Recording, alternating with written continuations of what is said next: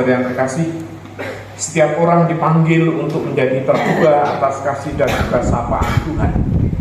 Namun harus diakui juga bahwa ternyata tidak setiap orang mau mendengarkan sapaan itu. Biasa bahwa hal ini terjadi karena orang tertutup hatinya, dan juga orang juga buta di dalam melihat hal-hal yang telah ditunjukkan oleh Allah kepada kita. Maka bacaan yang akan kita dengarkan hari ini, orang bisu dan tuli yang disembuhkan oleh Kristus, menjadi gambaran bagi kita semua bahwa kita pun juga seringkali bersikap demikian terhadap kata Tuhan. Maka mari kita mohon agar Tuhan juga memberikan karunia kesembuhan kepada kita masing-masing, supaya kita tidak bisu dan tuli dalam mendengar dan juga melihat akan kasih Tuhan yang melimpah atas kita masing-masing. Juga secara khusus pada pagi ini kita mohonkan berkat dari Tuhan untuk saudara-saudari kita yang akan meneguhkan ikatan cinta mereka dalam sakramen perkawinan ini. Maka mari kita siapkan diri kita agar kita layak dan juga pantas untuk memohon berkat-Nya. Kita hening sejenak.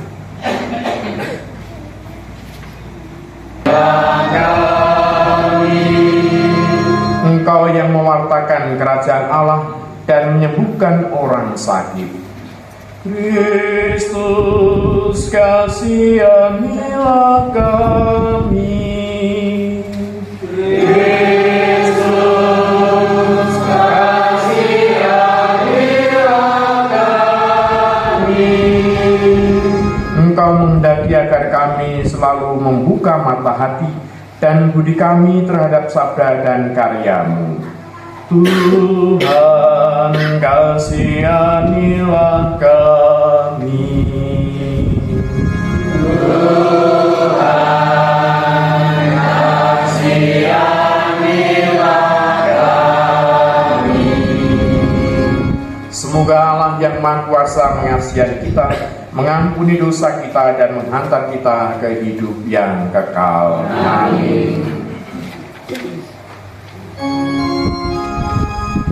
Kemuliaan kepada Allah di surga, kepada Allah di bumi, kepada orang yang berkenan kepada-Nya. Kami memuji Dikau, kami meluhurkan Dikau, kami menyembah Dikau, kami memuliakan Dikau, kami bersyukur kepadamu karena kemuliaan-Mu yang besar. Ya Tuhan Allah, Raja surgawi, Allah Bapa yang Maha Kuasa.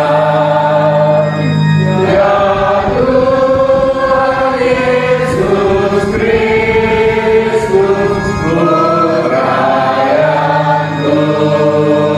Ya Tuhan Allah, Anak Domba Allah, Putra Bapa. Engkau yang menghapus dosa dunia, kasihanilah kami. Engkau yang menghapus dosa dunia, kabulkanlah doa kami. Engkau yang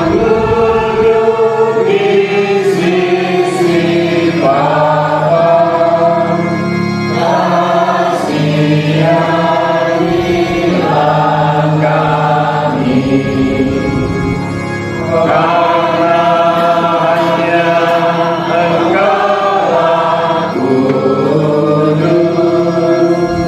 hanya Engkaulah Tuhan,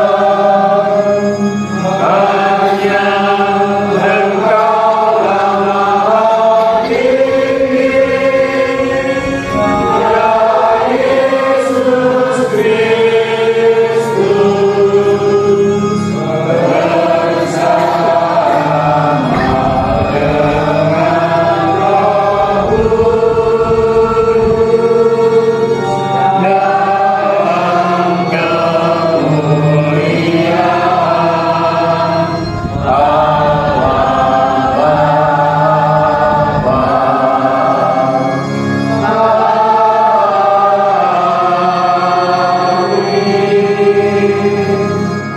Marilah berdoa. Allah Bapa yang Maha Rahim, bukalah mata dan telinga kami terhadap segala kebaikan yang telah Engkau laksanakan melalui Yesus Kristus Putramu, sehingga kami dapat bersaksi bahwa semua yang dibuatnya adalah baik. Dengan demikian, semoga kami semakin mengalami dan juga banyak orang semakin mengalami dan juga mengimani Putramu itu. Ya Tuhan, bantulah dan juga penuhilah Roh-Mu atas kami semua, terutama kedua mempelai yang hari ini akan berserah setia untuk membangun rumah tangga dalam ikatan perkawinan suci Kristiani.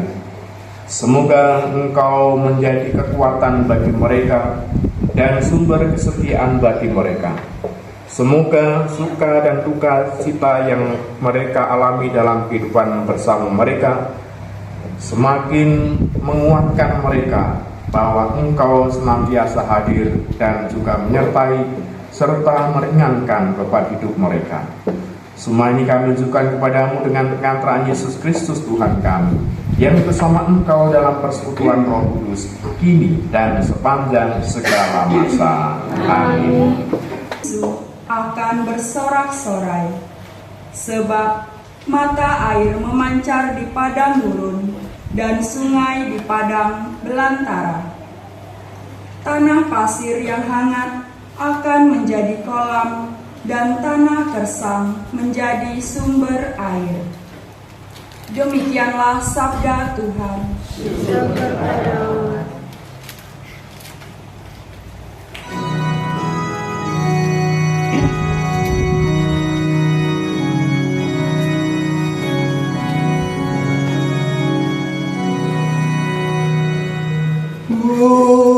Pujilah Tuhan,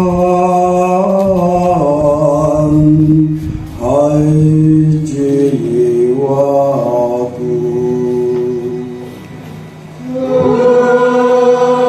Pujilah Tuhan, hai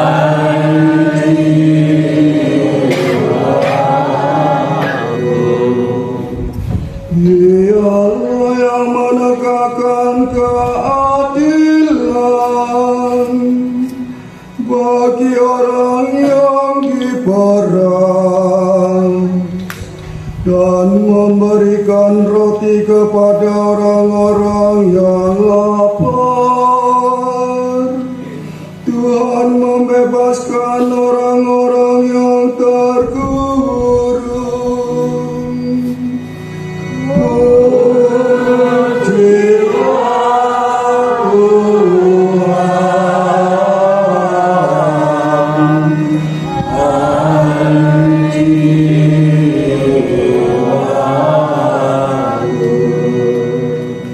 Tuhan membuka mata orang buta. Tuhan menegakkan orang yang tertunduk. Tuhan mengasihi orang-orang benar. Tuhan menjaga orang-orang asing.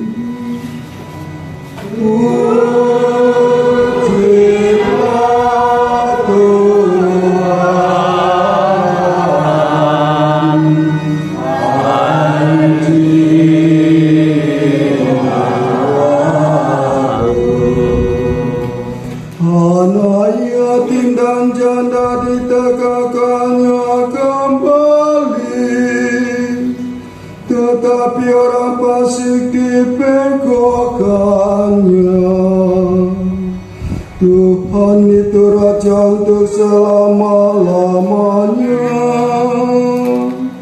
Alamu ya Sion turun temurun.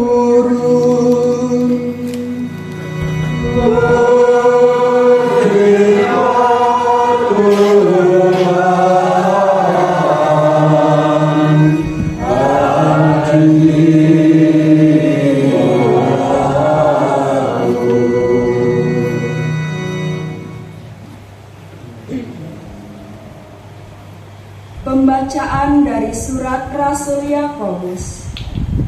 Saudara-saudara, imanmu akan Yesus Kristus, Tuhan yang mulia, hendaknya murni dari sikap pandang muka. Sebab jika ada orang masuk ke dalam kumpulanmu dengan memakai cincin emas dan pakaian indah, dan datang juga seorang miskin ke situ dengan memakai pakaian buruk, dan kamu menghormati orang yang berpakaian indah itu dan berkata kepadanya, "Silakan Tuan duduk di tempat yang baik ini." Sedang kepada orang yang miskin itu kamu berkata, "Berdirilah di sana," atau "Duduklah di lantai ini dekat tumpuan kakiku." Bukankah kamu telah membuat pembedaan di dalam hatimu dan bertindak sebagai hakim dengan pikiran yang jahat? Dengarkanlah, hai saudara-saudara yang kukasihi. Bukankah Allah memilih orang-orang yang dianggap miskin oleh dunia ini untuk menjadi kaya dalam iman dan menjadi ahli waris kerajaan yang telah dijanjikannya kepada barang siapa yang mengasihi Dia? Tuhan, kepada Haleluya, haleluya.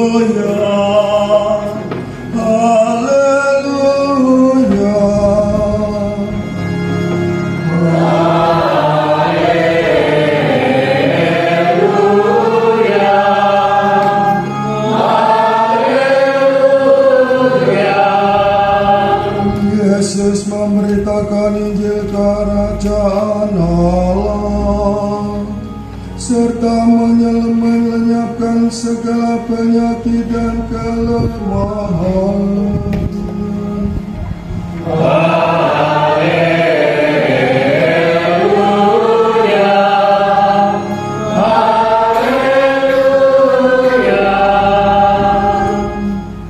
Tuhan bersamamu.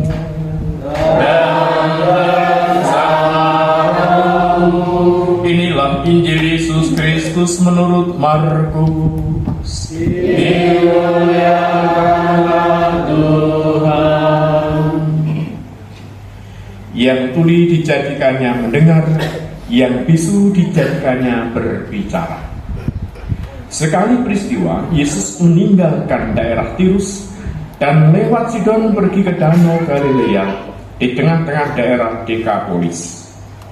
Di situ orang membawa kepadanya seorang tuli dan gagap dan memohon supaya Yesus meletakkan tangannya atas orang itu.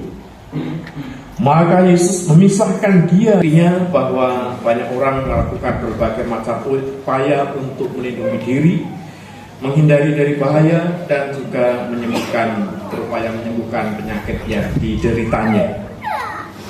Dan bahkan untuk itu semua mereka rela untuk mengorbankan banyak hal untuk mempertahankan kehidupannya itu agar orang tetap sehat dan juga tetap selamat.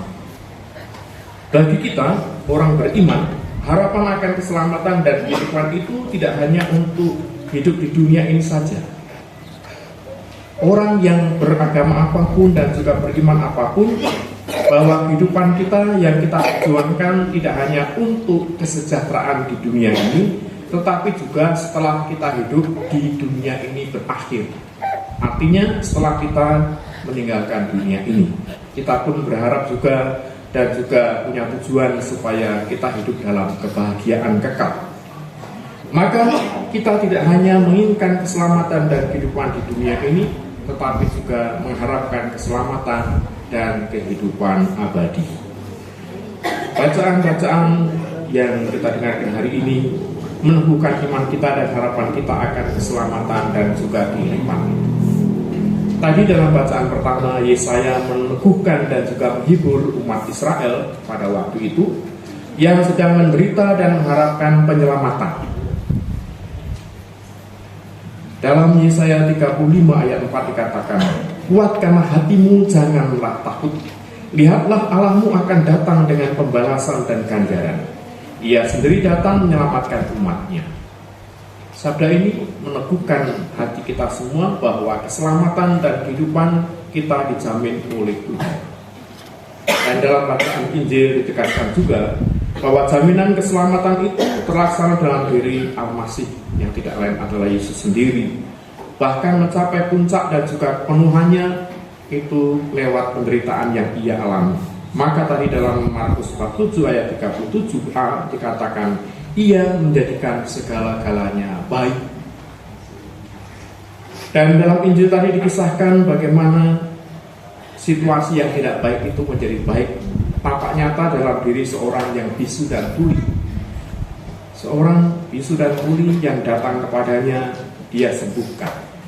Dan dengan cara yang amat sederhana, tadi dikatakan dengan memasukkan jarinya ke telinga dan mulut orang itu, sehingga setelah Yesus melakukan itu, maka dia itu sembuh. Dan keselamatan kekal yang ia berikan kepada kita pun juga lewat pengorbanannya di kayu salib. Dan itulah pengorbanan yang membawa penebusan dan kebahagiaan abadi bagi kita yang percaya kepadanya. Lalu dalam bacaan kedua, ini akan kita renungkan lebih dalam lagi.